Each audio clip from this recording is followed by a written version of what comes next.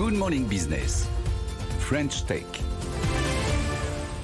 6h45 sur BFM Business et on va parler de l'événementiel, mais d'une plateforme qui va permettre d'organiser justement des événements pour son entreprise, mais dans des lieux un peu exceptionnels. C'est en fait le Airbnb de l'événementiel. Bonjour Tania Bencheva-Vigier.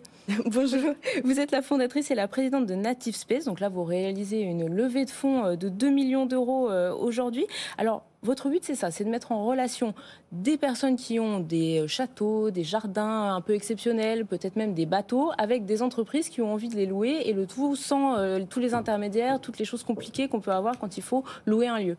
Oui, c'est exactement ça. C'est une plateforme en ligne qui permet à toute personne de facilement louer ou mettre en location un bien atypique sous-utilisé afin d'organiser un événement professionnel ou privé hors du commun, comme des villas privées, justement, des châteaux, des jardins, même des galeries d'art, des bars atypiques, des bateaux. C'est exactement comme un Airbnb pour les événements. Notre mission, c'est d'ouvrir les portes de ces lieux extraordinaires tout en permettant au plus grand nombre de célébrer ensemble les événements et les moments importants, se réunir, créer une cohésion d'équipe. Alors ça va jusqu'où votre intermédiation? Parce que est-ce que par exemple vous vous organisez aussi, vous avez un service de conciergerie? Est-ce que si on veut organiser un mariage dans un lieu, jusqu'où va votre prestation? Notre savoir-faire, c'est vraiment dans la technologie et de mettre à disposition et d'ouvrir les portes de tous ces lieux. Donc ça veut dire que nous fournissons tout ce qui est les outils aux propriétaires pour qu'ils puissent gérer les réservations, créer des contrats en quelques clics, recevoir les paiements, avoir une assurance spécialisée pour les événements. Au-delà de ça, on travaille en partenariat avec plusieurs prestataires locaux qui vont s'occuper de tout ce qui est la conciergerie, l'événementiel, donc les agences événementielles, les prestataires de services événementiels aussi. Justement, comment vous sélectionnez les lieux? Parce qu'on le voit sur le site internet, pour les gens qui nous écoutent en radio, c'est que des lieux exceptionnels. Il y a une sélection, on peut juste venir s'inscrire et proposer son appartement ou sa villa. Comment ça fonctionne? Vous avez bien compris, nous nous concentrons sur les lieux atypiques qui ont quelque chose d'unique, soit l'histoire, le design, la vue, quelque chose de spécial.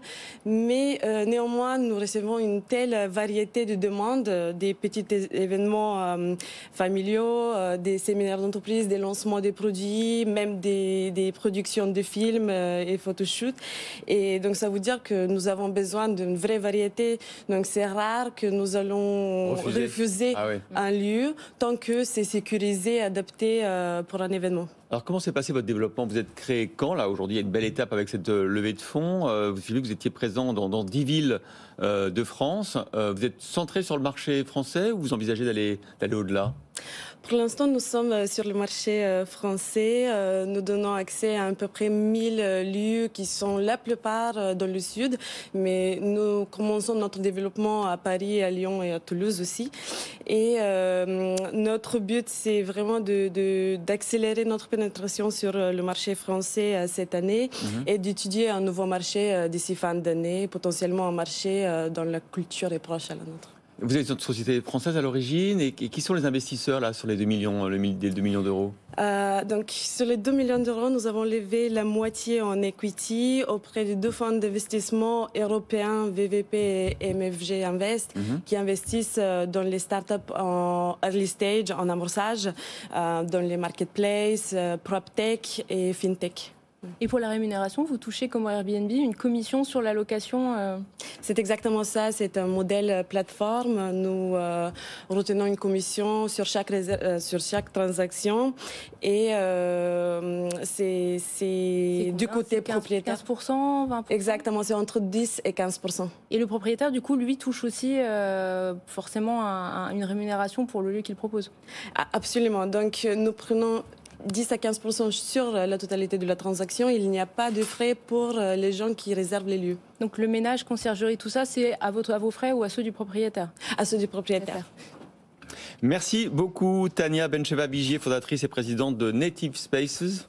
On peut le prononcer à l'anglaise, ou Space, ou Space si on veut. Merci d'avoir été la French Tech du jour.